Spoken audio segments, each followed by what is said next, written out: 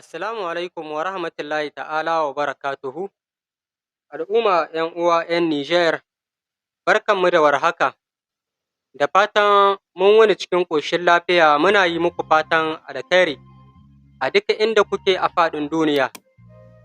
Alal haƙiƙa kamar yadda mai girma shugaban ƙasa, shugaban sojojin ƙasarmu General Darme Abdurrahman Chani ya ba wa Firayim Minista Ali Muhammad Lamin Zen wani cikakken iko daga ɓangare na gudanar da mulki na ƙasa, wanda mai girma shugaban ƙasa ya ba wa Firayim Minista Alhaji Ali Lamin Zen wannan muƙami mai girma, wanda a tarihin ƙasa ba a taɓa yin irin shi ba. Wannan ya kasance shi ne zakaran gwajin dafi na farko, domin wannan muƙami da mai girma shugaban ƙasa ya ba wa Firayim Minista Ali Muhammad Lamin Zen ya ƙara tabbatar da cewa Firayim Minista Ali Muhammad Lamin Zen mutum ne wanda ya san aikin shi, mutum ne wanda yake da kishin ƙasa da mai da hankali a kan aikin shi, kuma haka mutum ne mai gudun abin duniya.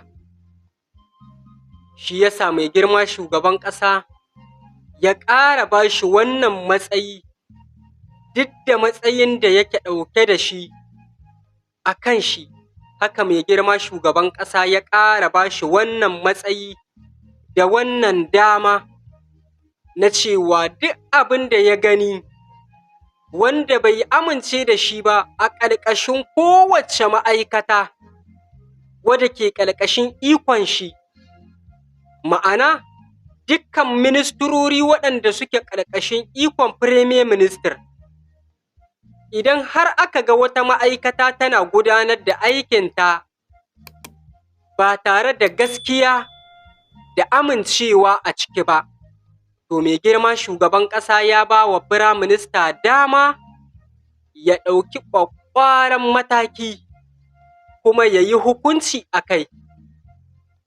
Wannan shi ne babban muƙami wanda mai girma shugaban ƙasa ya ba wa Firayim Minista Ali Muhammad Lamin Zen. Ba don kuma komi aka ba shi wannan muƙami ba, sai don sabida jajircewar shi a cikin aikin da aka ba shi, mai da hankali da bai yarda da duk wani abu wanda ya tabbatar da cewa harkan nan babu gaskiya cikinta kuma babu amana cikinta, to ba zai amince da ita ba, ba kuma zai yarda da ita ba. Wannan ya sa ya ƙara samun wannan matsayi. Muna yi mishi murna sabida amanar shi, sabida gogewar shi a fage na sha'anin gudanar da mulki, sabida iya mu'amalar shi da mutane. Wannan matsayi ya cancance shi. Mai girma shugaban ƙasa ya yi dogon nazari da tsinkaye da hangen nesa wajen ganin cewa Firayim Minista Ali Muhammad Lamin Zen ya samu wannan muƙami, ya samu wannan amincewa, domin wannan amincewa ce wadda kake bai wa mutum amintaccenka wanda ka san ka yarda da shi tamkar kai. To haka ne mai girma shugaban ƙasa ya yi a kan Firayim Minista Ali Muhammad Lamin Zen. Alhamdulillah, masha Allah, muna kuma godiya ga Allah Maɗaukakin Sarki da ya sa wannan matsayi da wannan amincewa ta ƙara fitowa fili ta mai girma Firayim Minista. Shi ya sa muke ce ma mutane waɗanda suke cewa Firayim Minista bai aikin shi, to ƙalubale a gabanku. Ku da kuke cewa bai aikin shi, yanzu dai ‘yar gwada ta nuna kuma ‘yar manuniya ta nuna. Firayim Minista mutum ne wanda ya san aiki kuma ya san abin da yake yi a fannin da ya shafi gudanar da mulki.